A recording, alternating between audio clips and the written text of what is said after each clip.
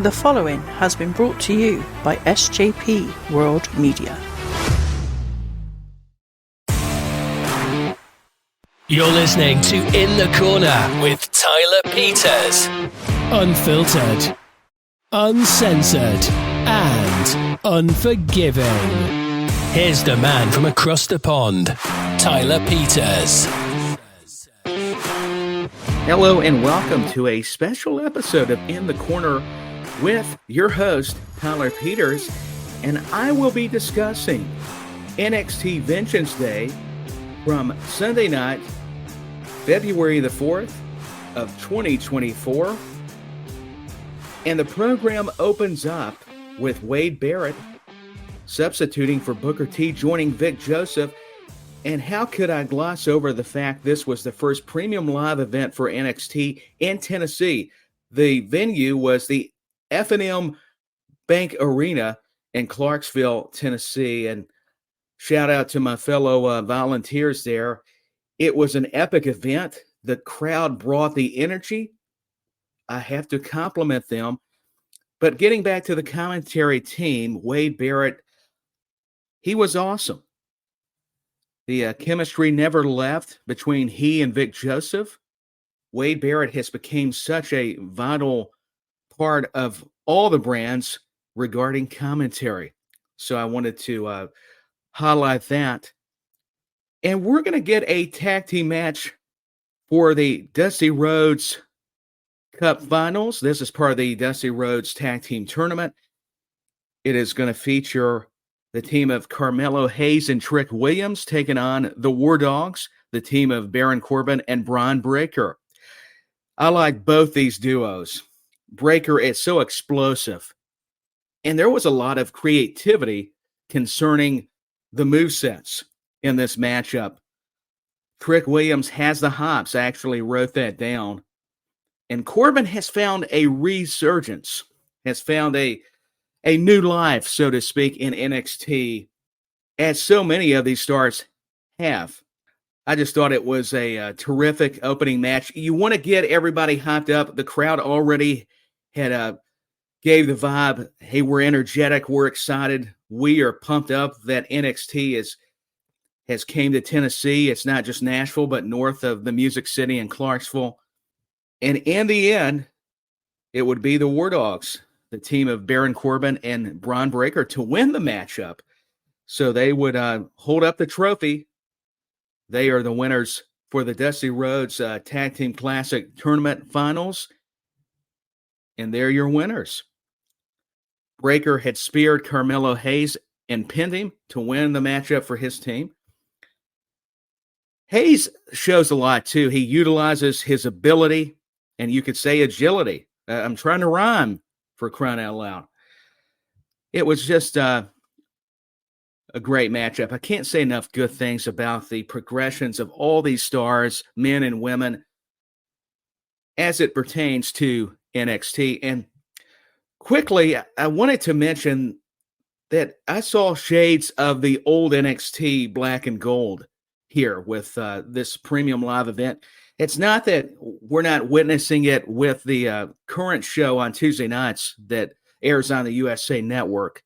However, you could feel it at least with a few of these matchups, if not all. I mean, so that it's a good thing. We're getting some of the old NXT with a newer flavor, so to speak. In our next matchup, featured Dijak versus Joe Gacy. It was a no disqualification matchup. Dijak's presentation, similar to Corbin, it's almost as if these superstars have been given a new life in the NXT brand. I just cannot say enough good things about Dijak and getting away from the gimmick that he used to have. Retribution. I was searching for the name of the gimmick or group per se Dijak was involved with. To me, it's more authentic and real to who Dijak is. A lot of contrast with Baron Corbin, even though both are very different in a lot of respects. NXT has allowed more opportunity for a lot of the main roster stars that are not getting the push or kind of struggling of sorts, I guess you could surmise. And this battle proved enthralling. I wanted to use a new word, kind of similar to interesting. Circa their storied feud, they did a good job of betraying what made us come to this kind of matchup, where it's not an ordinary match. It is a fight. I mean, there's going to be weapons, trash can lids, nightsticks, you name it. I'm not going to break down all the matchups. You need to go out of your way to watch NXT Vengeance Day. It was fitting Valentine's Day. Nothing says I love you more than people getting physical, hitting each other over the head with trash can lids, and people just loving every minute of it. Am I quoting Loverboy? What is this turning into a radio DJ show all of a sudden? I'll add some humor the best I can. Letterman's not calling me, or Jimmy Kimmel, or Fallon, or any of those guys. Or Conan O'Brien, one of my favorites, if we're going to go down the comedy route. But to stay on track, not to get on a tangent here, Gacy reminds me so much of a Mick Foley, a Bray Wyatt, even a Kevin Sullivan. I drew a lot of parallels with his character. Gacy is fascinating to me, and he plays the mind games. Dijak also is very psychological, trying to get in your head from a mental aspect. And you weren't going to get a lot of holds and scientific-based wrestling with regards to this kind of match. They fought. Dijak went through a table that had toys on it. I'm not making this stuff up, but it actually was a cool visual. I enjoyed it. The chaos, the madness. What would anybody expect from not only Dijak, but we're talking Joe Gacy. My goodness. And I really saw the similarities in his own way between Mick Foley's Mankind presentation and Bray Wyatt with his various personas. I'm referring to Joe Gacy to make sure I clarify, and you can follow me and understand what I am referencing. Very important. It was the Feast Your Eyes by Dijak that won him the bout. Very intense. I'm a little skeptical of these type of hardcore matches. I'm taking nothing away from the competitors and those who are involved in these specific matchups. They're more like fights, realistically. Let's be honest.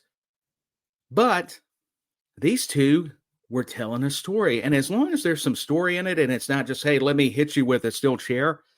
I mean, at least target a body part and give me a reason to be invested in this sort of ordeal. Then you have me. I liked all the matches from this premium live event. I was going to save it for the end, yet I just couldn't help myself. It got me wanting to check out a lot more NXT, and I got to be very transparent with you, the listeners. And I've had conversations with Benny about this very fact. We don't have time to catch new episodes of NXT.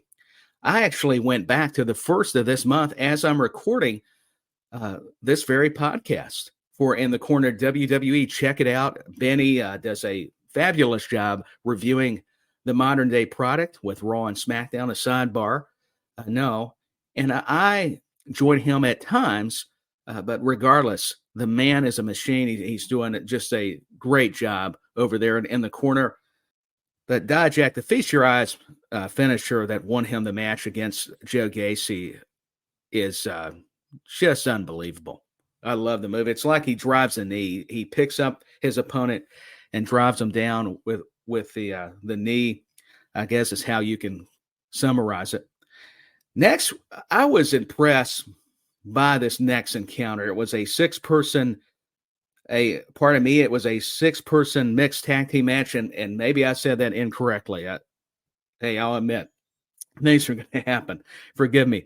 But it was OTM It was Lucian Price and Bronco Nima with Jada Parker, accompanied by Scripps.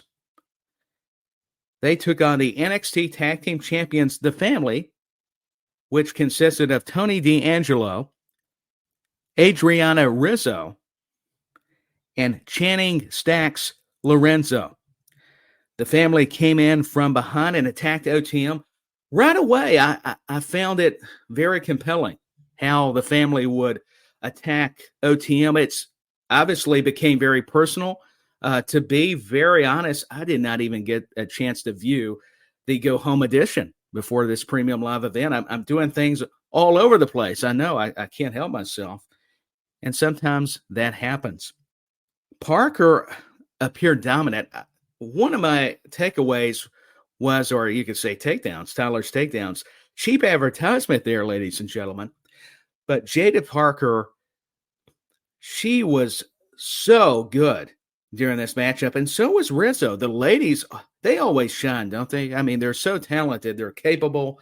You can tell with the training down at the Performance Center, no matter the promotion or whether it was the independent scene coming from another professional wrestling organization. And with all due respect, there's just nothing like the way NXT can produce some of these talents. And taking nothing away from AEW or any independent promotion, they do a wonderful job. I'm not trying to be disrespectful, but there is something about the system by the WWE. And Rizzo responds. I mean, she wasn't going to take it from Parker. I was just complimenting the women. Pardon me. That's a mouthful. I got so caught up in the game. I'm trying to be hip and cool, and goodness gracious, the kids would laugh at me today. But getting back to the matchup, D'Angelo and Stacks with Rizzo gelled. That was one of the things I even put down in my notes. Everything just seemed to execute well from a certain standpoint, if you will, and the Family would win. I originally had envisioned this matchup not being very appealing. That's what I get for basing it, or at least basing my opinion, pardon me, on assumption alone. I was impressed by both these teams, and I'm looking forward to, if this rivalry continues, what we're going to see transpire on future episodes of NXT. And next up was another favorite match of mine. It's spotlighting the women. It is for the NXT Women's Championship, featuring the champion defending Laya Valkyria versus Roxanne Perez. At first, both the ladies went down to the mat. You got a lot of scientific themed wrestling, which I enjoyed. I liked, in other words. It was a stalemate. I borrowed some of the terms, either Wade Barrett or Vic Joseph. I can't recall. Forgive me. I even watched the thing last night as I'm recording the broadcast, or I should say podcast. It all kind of rhymes. Maybe not. But it was a just phenomenal matchup. Roxanne got motivated. Valkyria's forearms just look tremendous. I mean, they're brutal.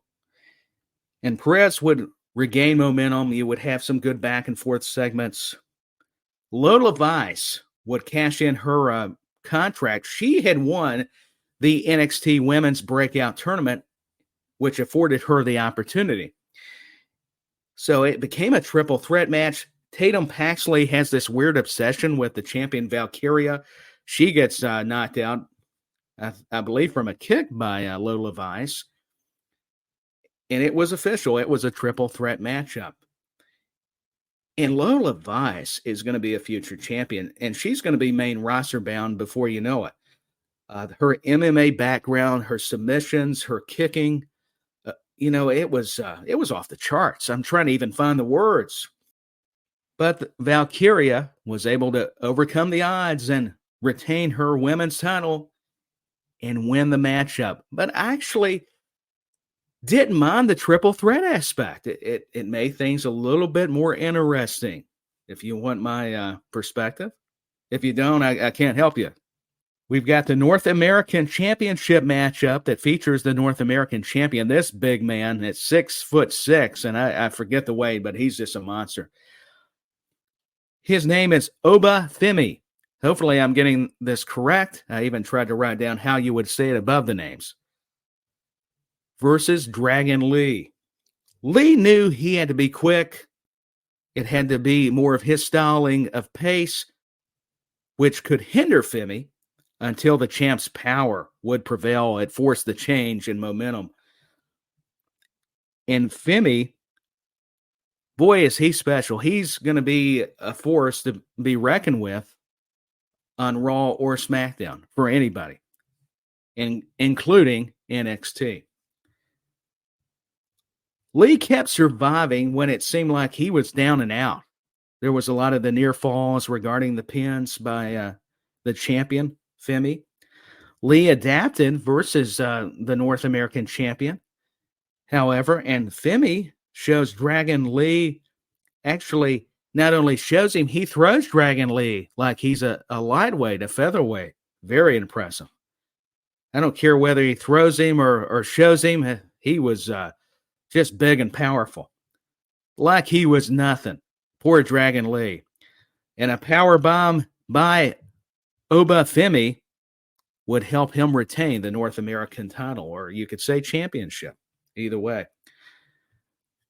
I just can't say enough good things about Dragon Lee as well, and especially this Oba Femi, the North American champion. Visually, I mean, he's the perfect recipe for pro wrestling, and he's athletic, he's agile. It's not this methodical big man, kind of a predictable slow pace, not knocking that. But with Femi, you just get a lot of intangibles, and I can't wait to see his progression. You heard me mention it earlier in the program. Let me catch my breath. There's so much I'm trying to cover, and it was not even a lot of matches, to be fair. We get the main event, and it was the main event, let me tell you. Between the NXT champion, Ilya Dragunov. I've been trying to practice that one for a while, hopefully getting these names pronunciated correctly. He would take on and defend against Trick Williams. Remember, Trick Williams is pulling double duty. He was in that tag team matchup earlier on with Carmelo Hayes. And I've got to set the stage a little bit. I get ahead of myself or forget segments. It's going to occur. Trick Williams and Carmelo Hayes have had such an interesting story that ties in with Dragunov, the champion. It was Carmelo Hayes that accused Dragunov of attacking Trick Williams in the parking lot or somewhere backstage at an NXT show. It was one of their previous episodes. And this is what made the ending of this match so fascinating. Now let's get to the match before we discuss the ending. Williams stood ready. He was not going to be intimidated, even though he was the bigger guy against Dragunov. Dragunov just has this appeal. It's like Gunther. It's something about these European wrestlers. I say this with all the respect in the world. It's their talents, their intimidation, even against bigger opponents. Dragunov's not 6'4" like Gunther, but he might as well be with his offense. And Trick Williams was not intimidated, though. He stood his ground. Remember, I just said it. Trick endured the champ's opening moves, and Dragunov executes one brutal clothesline. If you have not seen Dragunov clothesline somebody, I hope their head's still on their shoulders. It is immense, the impact that he gets when speaking of Dragunov. Ilya loves it when he bleeds. He's a sick man. He loves the blood. And actually, both are bleeding as the match continues. Williams fought through all the punishment dished out by Dragunov. And Dragunov shows no mercy. Not only was that a callback to an old WWE pay-per-view, and now they're called premium live events, Dragunov he's not going to show you any kind of empathy. I'll tell you, going back to the word mercy, tried to remember my English class, use some different words. I hope it worked. Anyways, Williams had endurance, and Trick kicked out of the H-bomb And Williams almost got Dragunov several times. The referee even took an inadvertent bump, and we got another official. It looked as if Trick Williams was going to be our new NXT World Heavyweight Champion, but Dragunov would survive in the end and hit the Torpedo Moscow. Hopefully I'm getting that correct as well, properly, you could say. And it was another terrific matchup. But what happens at the end? Remember, I was getting to it, but didn't want to give away everything. Come on now. Carmelo Hayes would turn on Trick Williams, and he targets Williams' knee with the steel chair. How dare he is the question I want to ask Carmelo Hayes. I love where this is going. It's a good heel turn. He had the jacket. Somebody had posted this, and I couldn't remember till you got the visual. Naturally, a lot of times that's the case with trying to remember things. It was the same jacket Shawn Michaels had worn when he turned on Marty Jannetty, I believe. I don't know if it was the same. Let me back up. But it was one that looked like the jacket. That's probably what I should have said. I'm not sure that Shawn gave him the exact jacket. He could have, but don't quote me on it. I don't want somebody listening back, if you're listening, which I hope you are, and saying, oh, Tyler, he's acting like Shawn Michaels gave him the same jacket. I don't know, folks. I'm just telling you that it was a very cool callback nonetheless. And Carmelo Hayes taking on Trick Williams. So he's the guy. They teased it a little bit, but did a good job of still making Carmelo look innocent. Let me try to say that 3 times again. And I can't say enough good things about this premium live event. It was just incredible. I was so happy for Clarksville, Tennessee. I'm kicking myself that I didn't go up there and attend the show. But, hey, listen, I just watched it back, and you could still feel the energy, even though that was a couple weeks ago. I mean, it is truly remarkable how a crowd can just add a whole new dimension. And I love some of the stars, Baron Corbin, Dijak, the women's division, where it's headed a lot of talented men and women on these on this roster, on all the rosters for WWE is what I was thinking of, but especially with NXT, just singular, not plural there, Tyler. Once again, got to get back to English class. But I hope you've enjoyed it. I didn't want to go long. It was actually a pay-per-view that had enough time, but I didn't feel like I was watching a marathon. All the matches were good. It had shades of some of the old NXT under Triple H. And I'm going to stand by my statement. It just did. I mean, Shawn Michaels is finally getting his vision in place, and we're starting to see it. I mean, I think we've been witnessing Michaels' vision for a while now. Back when it took away the 2.0 and just said, hey, we're just NXT, and got back to business, as they say. Well, thank you all so much. And thanks to Benny Mac for all his help. I just so enjoyed getting back to doing a solo project for him with collaboration and under the In the Corner umbrella. And people are going to start asking me and wondering, wait a minute, don't you host Tyler's Takedowns? I do. Don't worry. All those shows are still going to be going. I don't want any conspiracies or controversies. I'm teasing. That would be ridiculous. Who knows? I may discuss AEW, TNA, Impact, and not just WWE-related content, whether that's NXT or Raw or SmackDown or the latest WWE news. I've already had the conversations with Benny.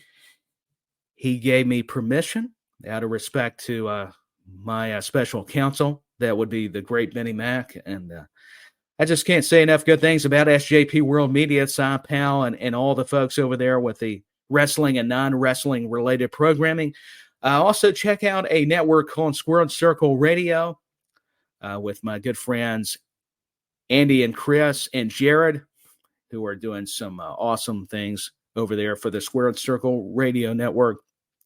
And also, how can I forget about my good buddy Tony Miller from Tone In Entertainment, who's doing so many good things for independent wrestling and all the content that he's able to provide on all the major social media platforms. Please go check him out. Waylon Myers, my good friend who I co-host the show WrestleManiacs with. You can catch the audio editions on SJP World Media and catch the live video editions on YouTube.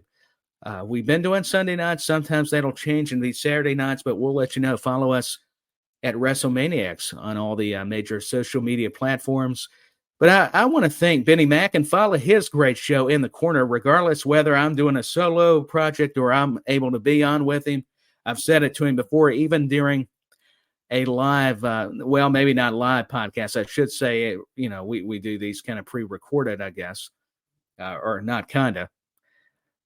Just can't thank him enough. And this has been a review of NXT Vengeance Day. You wanted some Valentine's Day? What did you expect? Some hearts? A box of chocolates? What is this, Forrest Gump? You got a lot of wrestling action is what you got. I'm getting excited even talking about it. I'm so scared. I just wanted to stay in the crowd if I could attend. I just wanted to watch it on TV. You think I want to get in the ring with a guy 6'7" like Dijak or with those War Dogs? You're talking Braun Breaker. You're talking a Steiner brother. A Steiner brother's son. He's not a Steiner brother, but he's of the lineage. I'm even getting the family trees all mixed up, for crying out loud. They've got me so scared. The women could take me. I'll tell you, that's major respect to them. I love it. Had to add a little more humor. I've had the coffee. I've woke up. But I hope you've enjoyed it. It's been a special edition of In the Corner. And I'm your host, Tyler Peters, saying goodbye. So long for now. I'll say farewell.